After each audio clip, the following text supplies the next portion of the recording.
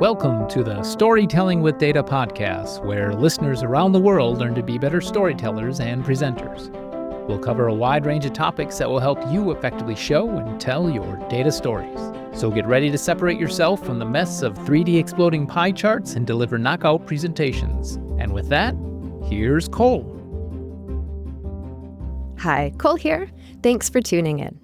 Today, we're diving into a skill that can transform the way people perceive you and your ideas, speaking in a way that makes others want to listen.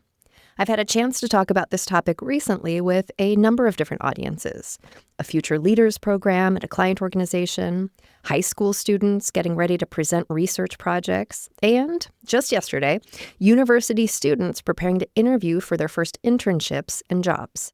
Whether you call it executive presence, self-assurance, or simply owning the room, mastering how you present yourself and communicate effectively is one of the most valuable skills that anyone can develop. It's going to serve you well in your work and in your life, but it requires some deliberate tending. I was reminded of this recently at my daughter's third grade parent-teacher conference. Her teacher showed my husband and me a video of Eloise, who just turned 9, presenting her self-assessment. The teacher had given the kids a worksheet with some prompts, which they filled out and then recorded themselves. She said that most kids hid their faces behind the worksheets, but Eloise, she quickly scanned what she'd written, then looked directly at the camera, enunciated clearly, and owned her words. Now, someone else watching might think she's just a natural, but I know this has come through awareness and practice. My husband Randy and I have been intentional about building this skill in all of our kids, whether it's looking people in the eye, using a strong voice, or telling a story. We practice during conversations around the dinner table, rehearsing the reveal for an upcoming show and tell, or practicing the delivery of lines in a skit for drama class. And it's not just Eloise. My son Dorian recently competed in a piano competition, and when he walked up to the judge, I was so proud. He confidently introduced himself, then announced the titles of the pieces he was going to play. It's pretty amazing to see a 10-year-old present himself in a way that commands attention and respect. These things don't happen by accident. You don't accidentally become a great communicator. You have to work at it. I've touched on some of the strategies we'll talk about today before. They're important enough to bear repeating, and I also thought it would be useful to have them all in one episode. I'll draw on experiences from some of the recent sessions I mentioned, as well as from my personal experience over the years. A couple weeks ago, I led a workshop with a group of 17 high school seniors. These students have spent all year researching a project of choice, and their hard work culminates next month when they'll each deliver a TED-style talk to an audience of hundreds of parents, teachers, community members, and their peers. We spent some time talking about graph and slide design, but the majority of our time was spent on confidence, what we can do to feel it in our bodies so that we can project it to others. I started by having the students rate their confidence currently on a scale from 0, indicating not at all confident, to 10, representing total confidence. Most hovered around the middle, 5 or 6, some as high as 8, others as low as 2. I told them my goal was for everyone to rate themselves higher by the end of our time together, to feel stronger, more in control, and on a path toward continuous improvement. Seeing some of the nerves in the room just as we talked about the idea of presenting brought me back to early in my career. I can recall there being such a clear distinction in how comfortable I felt doing an analysis versus subsequently talking about the work I'd done to others. My first job out of undergrad was in banking. I worked in credit risk management, building statistical forecasting models, and undertaking related analysis to understand how we should set our loan loss reserves, where there were vulnerabilities, and so on. It was fairly early on that my manager started inviting me to come with him to quarterly review meetings, where we'd present to the chief risk officer of the bank. I remember this being hugely intimidating. While I had full confidence in the work I'd done, somehow it didn't translate at all to confidence in myself. Rather, I was a shaking leaf. After a couple of times, I learned to put down my notes so that people at least wouldn't see my hands shaking. With additional time, I learned that breathing deeply helped to steady my voice. We'll talk more about the value of breathing in a bit. But another struggle, which was one that these high schoolers a couple of weeks ago faced as well, was filler words. In the case of the high schoolers, I'd listened to several podcasts they'd recorded on their projects ahead of time, and they were packed with filler words. This is a challenge for many people. With graphs, one of the key lessons we teach is to identify and eliminate clutter, the visual elements that can distract from your data and message. Filler words are to spoken language what clutter is to a graph. Totally unnecessary and distracting. Sometimes even worse, they can make you sound uncertain or unprepared. These are not good impressions. When it comes to eradicating filler words, it's useful to become aware of which particular variety are your go-to crutches and also when you use them so you can determine what to do instead. Let's talk about a few different categories of common filler words and how you might address them. First, there are verbal pauses. Verbal pauses typically happen when you're thinking. Rather than as you're trying to think of the next word you want to say, which sounds like you don't know what you're talking about, simply pause until your brain lands on the word you're looking for or a suitable replacement. In contrast, this comes across as thoughtful. Verbal pauses can also happen, and this seemed to be commonly the case for the teens I was working with, when your mouth is moving faster than your brain. When these get out of alignment, it can be problematic. Sometimes simply slowing down your pace of speech can help with this, at least until you break that verbal pause habit. Another category of filler words are hedging phrases. When I was listening to the seniors podcasts, kind of kept coming up again and again. Other examples are sort of, really, very, I think, you know. Hedging phrases make you sound unsure. Instead of, I think this is important, just say, this is important. On this topic, I remember getting feedback from a copy editor years ago on my first book to never write the phrase sort of. I was using it to soften advice I was giving. It was in an effort to not make things sound like hard and fast rules. But it had the effect of making me sound uncertain and not at all like an authority on the topic, basically undermining the point I wanted to make. There was no reason to do this. That input stuck with me, clearly, and made me realize that I should strike sort of from my spoken words as well. If we consider others in this category, instead of really or very, try using the word that demonstrates the appropriate level of emphasis you're after. For example, instead of really, really happy, you might be ecstatic. You never need to say phrases like, I think, as we touched on, or I believe. If you're the one saying the words, it's implied and is going to be a stronger statement without those phrases. Key here is becoming aware of your use of these words so you can intentionally omit them from your speech. The final main category of filler words are transition crutches. Now, I should probably point out that both the hedging phrases we just talked about and transition crutches are lower offenders than verbal pauses, which add no value whatsoever. That said, overuse is going to be distracting. Common transition crutches are so, like, okay, and right. I personally struggle with so and right. I use them often together, but in slightly different ways. So is an easy but thoughtless transition into the next thing I want to say. 100% of the time, I'd be better off skipping the so and just beginning with the next word. I find that I use right, like at the end of a sentence in question form. We should all work to improve how we speak, right?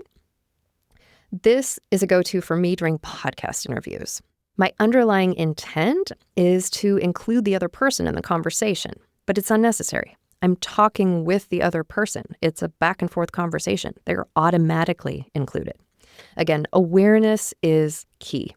I find in cases where I consciously think about curbing my use of so and right at the onset of an interview, I use these transition crutches markedly less than if I don't consciously think about it.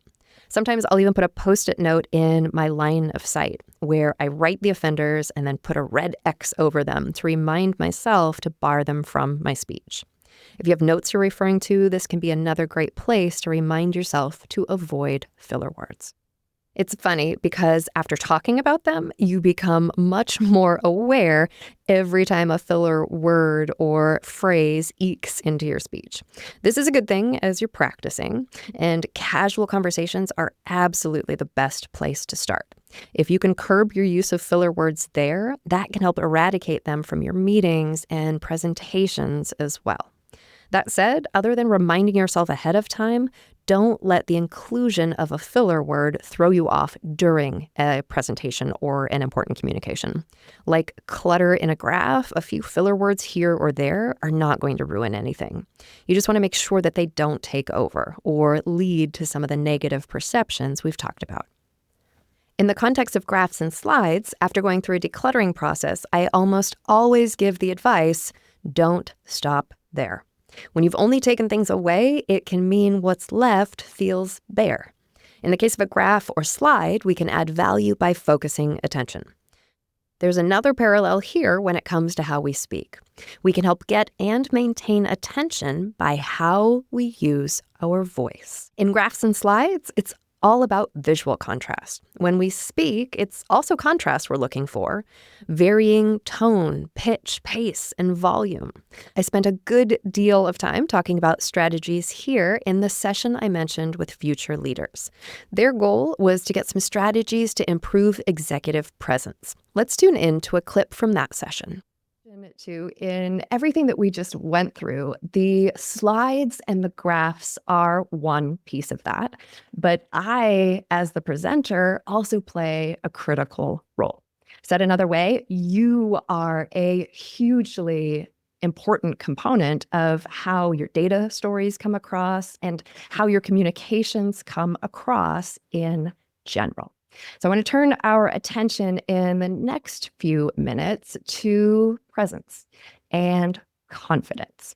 Confidence doesn't always come naturally, but it can absolutely be developed. And it's one of the most critical tools that you each possess as a communicator. Your demeanor, how you speak, how you move, the words you use, they shape how people perceive you. And so that means that small shifts in the words we use, how we use our voice and our body can translate to major impact, not only in how others see you, but also in how you feel when you are delivering a communication. So let's kick off this by doing a quick thought exercise. I'd like you to get a great presenter in your mind, somebody you've seen before. This could be a great leader at work. It could be a TED Talk or somebody inspiring who you've seen. Once you have that person in mind, I want you to consider what makes them great. All right, I see Rudolph was the first to get his fingers typing. Passion. Marielle, they show up as authentic, confident. Simon, what else are we seeing? Yeah, we've got more coming through now, Cole. Body language is coming through here from Steve, along with passion and authenticity as well. Energy, providing that bit of presence and look like you want to be there in front of people is always a great place to be. Telling the clear stories, being relatable. I think that's a really great point that's come through there. The tone and pace, variety of voice, making sure you're not just in that same monotone speech pattern the whole way through. Keeping things simple from Muriel there, just making sure you understand your audience in a way that articulates that information on their level. You're not bringing it too high up so no one understands it and not too low down so you feel like you're dumbing down information. Good tempo, mix of tempo. Yeah, loads of different aspects here. Familiar with industry knowledge as well.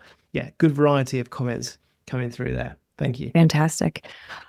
I can recall being at a conference one time. It was a single day, single track event where you just watch one presenter after the next. And the presentations were 20 minutes long, which meant I got to see a ton of different presenters in a fairly short time frame.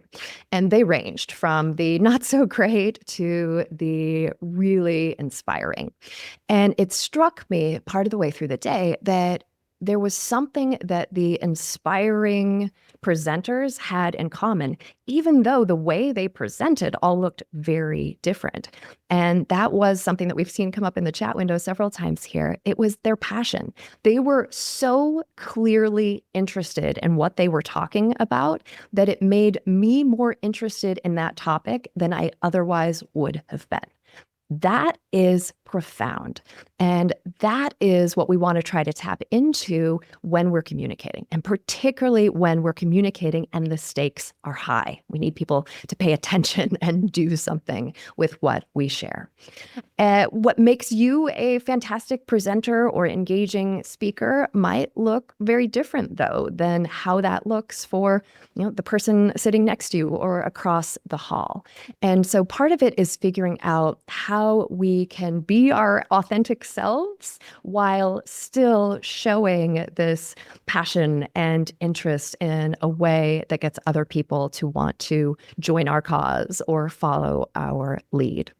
While that may look different, there are a few things that every presenter can do to improve the way they present. And so I want to touch on a few of those strategies next, which is vary our pace and volume.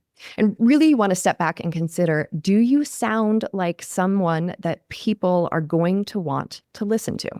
And as we talked about before, key to that is coming across as genuinely interested in what you're talking about.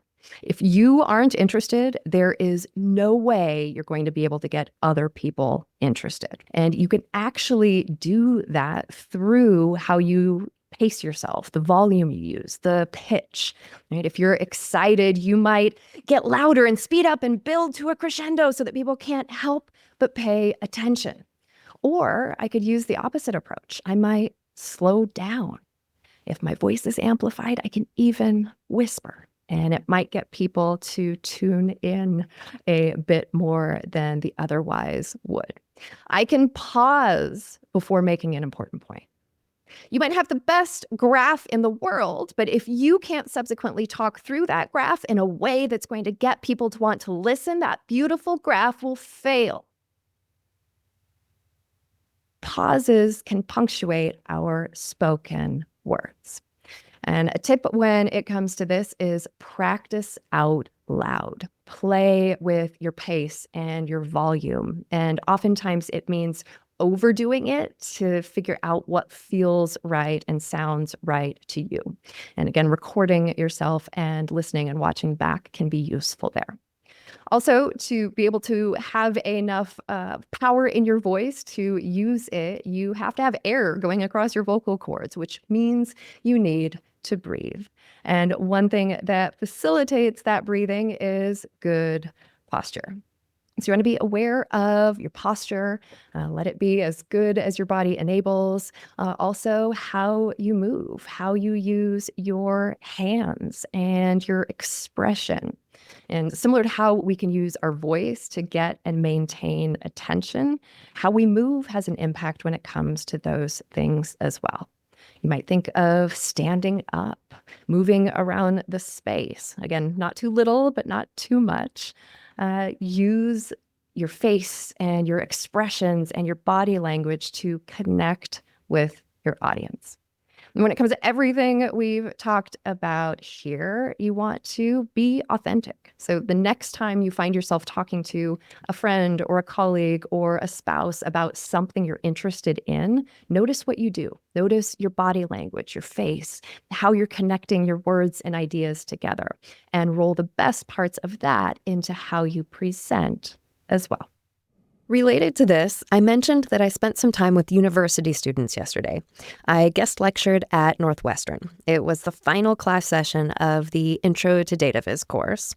I shared some fun content titled What a Dragon Can Teach Us About Data Viz, where we learned some strategies from Daphne, the delightful heroine of my children's book, Daphne Draws Data, and how they can be applied broadly for effective graphs and slides. Then I fielded their questions on a wide range of topics. One student asked how to keep an audience's attention when you need to present something long or complicated. First, I talked about the importance of audience and questioning whether we need to take them through everything. One way to keep an audience engaged is to make what you're talking about them. We talked about the narrative arc as a way to summarize things, where you start off with the plot. That's the context that matters to your audience. Introduce the tension or the stakes from their perspective. Build that in the form of a rising action, which peaks at a point of climax. There's a falling action that softens the tension, leading to the ending. The ending is what the audience can do to resolve the tension that you've brought to light, the tension that matters to them. In contrast, reality is a jagged mountain. All the ups and downs over the course of an analysis or project. As we're analyzing, exploring, and undertaking work, we need to go through all of these ups and downs, but we don't typically need to take others through all of it. Rather, for our audience, we should curate a story that matters to them. I also answered the question in a totally different manner, and this is something I touched on in the clip you heard as well. Do you sound like someone people are going to want to pay attention to? Are you genuinely interested in what you're talking about, and can you properly convey that? How are you using your voice? I know this to be the case. I've seen it in action enough times, but it still strikes me as surprising and amazing in some ways when I stop and think about it, that the way you speak, the way you use your voice in particular, can make the difference between someone deciding to tune in or tune out. I did an exercise with the high school students a couple weeks ago to demonstrate how voice follows body. I had them stand up and first assume poor posture. Head down, shoulders slump forward, slouch, and introduce yourself in a sentence. I'll actually do this now, assuming that same poor posture. Hi, my name's Cole, and I tell stories with data. Next, stand up straight, shoulders back, head held high, smile. My name is Cole, and I tell stories with data. Not only do I sound different, I feel different when I do these things. I invite you now to pause and try this out yourself.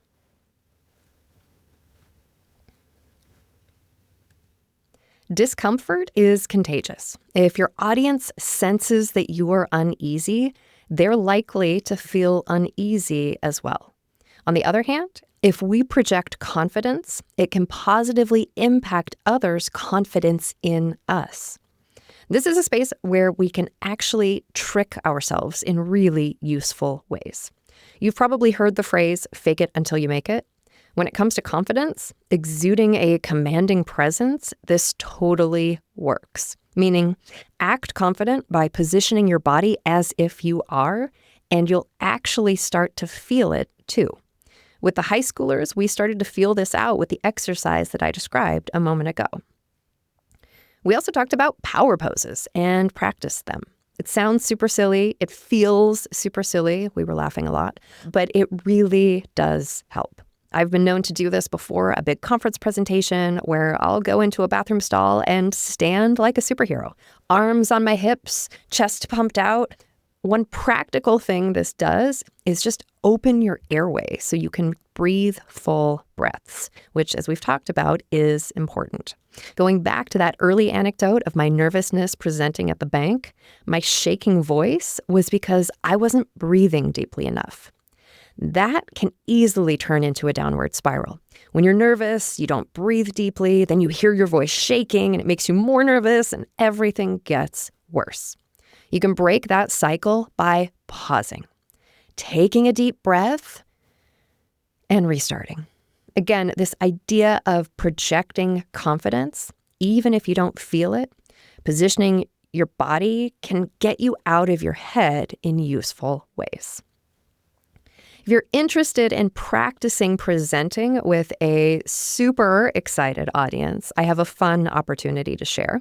We are currently seeking lead data detectives, people passionate about spreading a love of numbers and graphs to elementary school kids across the U.S. We'll give you everything you need to run a fun reading and graphing session for K through 4th graders. If interested, you can learn more about the program and how to apply at daphne-drawsdata.com/data detectives. I'll include that link in the show notes as well. A tip I often share that's relevant for building confidence is to practice aloud when you have something specific you're preparing for. I've talked about this in past episodes. For instance, episode 70, Prepare to Present, and episode 6, Say It Out Loud. When you practice aloud, it forces you to verbalize transitions, which can take your delivery from feeling disjointed to polished. I'm not a fan of memorizing what you're going to say. It can come across as rehearsed in not a great way. It's also risky because if you forget the word or phrase you plan to say, it can throw everything off. That said, I am a big fan of committing things to memory, in particular, how you start and how you end a critical presentation. For example, at the beginning of an important presentation, if I know there are 5 points I want to hit, I'll walk around my neighborhood talking through them out loud. Each time's a little different, and that's valuable because it means I'm forming different pathways in my brain to get from one idea to the next, which I can then draw on in the real scenario. Also, having committed the key points at the onset of an important talk to memory means that if I do encounter any jitters or nerves, that gets me through the first couple of minutes, which is typically long enough for those to calm down. One question posed from the group interested in developing their executive presence was about common mistakes when it comes to body language and how you move. My answer? Anything awkward or distracting. Often we'll do things unconsciously that can undermine us. I'll share an anecdote that I've talked about before. When I was working at Google, getting ready to start teaching about data visualization, I took part in a train the trainer session. We learned how to teach adult learners, among other things. As part of this, at one point, we recorded ourselves. We were meant to talk through about 5 minutes of content that we knew reasonably well. I chose a slide on pre-attentive attributes and talked about how you can create visual contrast using color, size, and placement, among other things. I remember thinking, I nailed it. Watching back, I could barely stand it. I was wearing heels and rocking back and forth on my feet. This made my entire body sway back and forth and was hugely distracting. I had no idea that I'd been doing this. I share this example as evidence of the immense power of recording yourself presenting. If someone had given me the feedback, Cole, stop rocking on your feet, it's distracting, it would have been easy to disregard. But seeing myself do it made me brutally aware of the bad habit, and I then curbed it immediately. Recording yourself is an amazing way to improve how you speak and present. It is brutal, and I say that as someone who has done it many times. It's one of the ways my entire team at Storytelling with Data have gotten great at presenting as well. As I did at Google, I recommend taking something you know reasonably well, recording both visual and audio, and then watch and listen back 3 times. The first time is simply to get over the fact that you look and sound different than you think you do. With that little bit of discomfort out of the way, on your second review, listen to the audio and focus on how you sound. This is a great place to catch your use of filler words and phrases if you aren't already aware. Also notice whether you're adequately varying your pace, pitch, and volume. Do you sound interested in what you're talking about? Make some notes on the things that stand out to you. Finally, in the third review, watch yourself with the sound off. How do you move? How are you using your hands and body? Are the gestures you're making intentional? Your hands, for example, should complement your words, not distract. What's your facial expression? Does it match the tone of your content? Where are you looking? Again, note anything that strikes you as awkward or in need of attention. You'll likely hear and see things that you'll want to change or refine. I mentioned this in the clip, but when you're playing with how you use your voice, expressions, body language, it's often useful to start by overdoing it in a practice setting so you can see what that feels like and then back from there into something comfortable. But that something comfortable should still probably feel a little uncomfortable at first. So by overdoing it, then backing off a bit, you can get to a good spot. Getting input from others as you try to make changes can be useful in understanding if you've gone overboard or can still turn the dial a bit.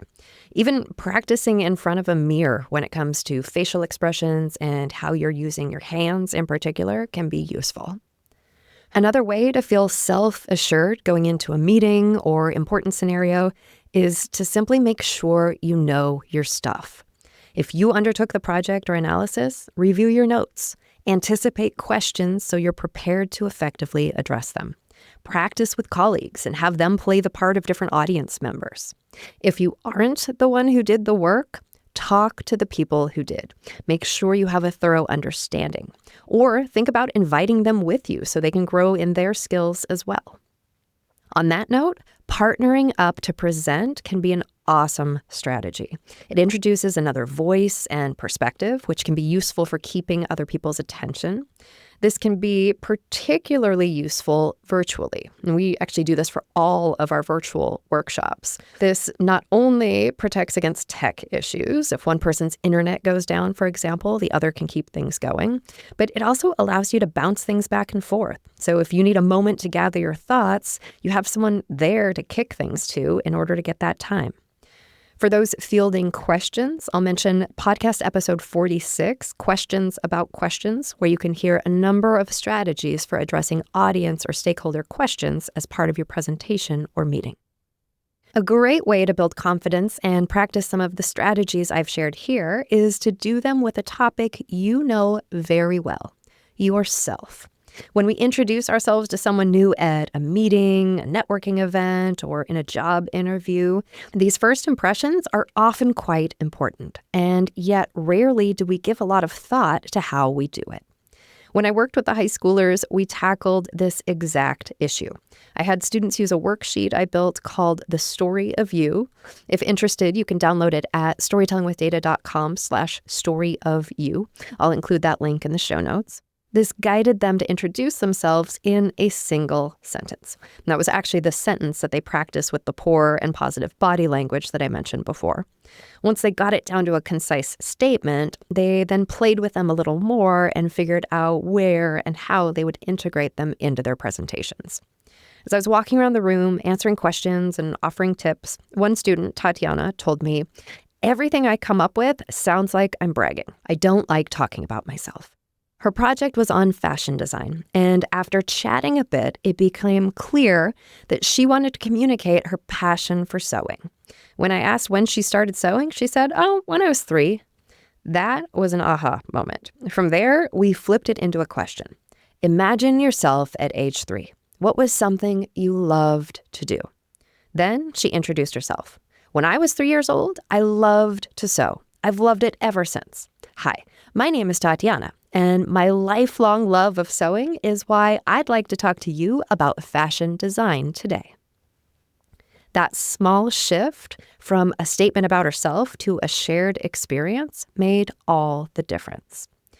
Related to this, a student yesterday caught me after class to ask about job interviews. She said she has an upcoming one that she's super excited about and that she recently met with an alumnus from the given company who told her she should answer the interview questions by telling a story. But she had no idea where to start. I had books with me, so I actually handed her a copy of Storytelling with You, pointing her to the penultimate chapter, which is focused on introducing yourself. Again, this is a fantastic topic to use to practice. There's nothing you know better than yourself. The chapter goes beyond the worksheet, having you brainstorm on sticky notes, both the perceptions you want to create in the people to whom you're introducing yourself, and then also your life experiences, going beyond the items that are on your resume to really thinking critically about what makes you, you. and then aligning those experiences against the way you want to come across to your audience, in this case, the interviewer. And this is framed as helping you draft the story of you in terms of a robust introduction, but can be a great way to prepare for answering questions in a job interview or similar setting as well. We have covered a lot of ground today, eliminating filler words, using our voice to command attention, assuming confident body language so we can exude self-assurance and then start to feel it too, recording yourself to refine how you communicate, and of course, underlying all of this is the importance of practice. Remember those high schoolers I mentioned? They did indeed rate their confidence higher at the end of our session together. I hope that you're feeling more confident now that you've heard today's lessons as well. That said, when it comes to the various strategies we've covered today, don't wait for a critical or high-stakes situation. Rather, I am a huge fan of practicing in everyday conversations. Then, when you have a big event, it's about fine-tuning rather than trying to overhaul things. Every time you talk about your work or your life with colleagues, friends, family, every interaction is a chance to hone how you communicate and how you can speak in a way that makes others want to listen. It's a journey, and I wish you great success. Before we wrap, a couple of fun updates. The entire Storytelling with Data team will be in London in late April. That's 2025. We have a Fun for All Ages Daphne-focused event in the afternoon on Sunday, the 27th of April. I'll put details and registration in the show notes. We'll also be running a Storytelling and Presenting Data Masterclass on Monday, the 28th of April. Details and registration at storytellingwithdata.com/workshops. In super exciting news, we have just announced the release of our newest book, Storytelling with Data Before and After, Practical Strategies for Powerful Data Stories. This draws on more than a decade of working with clients, bringing data storytelling lessons to life through 20 real-world makeovers. That's available for pre-order now at storytellingwithdata.com/before and after. I mentioned briefly earlier, but we've recently launched the Daphne's Data Detectives program and are seeking individuals passionate about graphs and elementary education to lead programs in their community across the U.S. More information at daphnedrawsdata.com/data detectives. Speaking of Daphne, the Data Drawing Dragon is now available in huggable plush form. You can find her on Amazon and in the Storytelling with Data shop. Also, in the Storytelling with Data shop, we've restocked our popular data storytelling mugs. All of that and more at storytellingwithdata.com/shop. Enter the code podcast10 at checkout for 10% off. That's podcast10 in the Storytelling with Data shop. Finally, a quick reminder to check out storytellingwithdata.com for many more resources. There you'll find our blog, podcast, YouTube channel, information about team trainings, individual workshops, online training, online community, and more. Again, that's storytellingwithdata.com. Be sure to subscribe to the podcast to never miss an episode. If you like what you hear, please rate or review and share with a friend. Thanks very much for listening.